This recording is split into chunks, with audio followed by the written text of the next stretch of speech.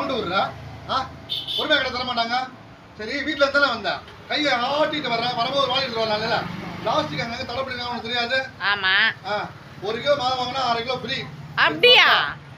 தோ வரேன். 1 kilo 1/2 kilo போட்டு இப்படிங்க கொடுத்த வண்டிய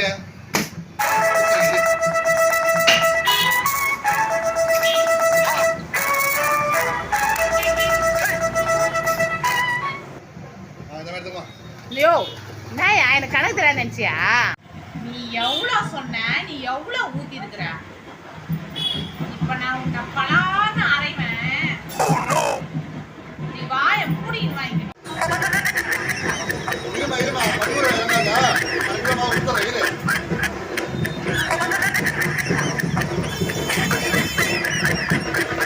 அந்த பயம் இருக்கட்டும்.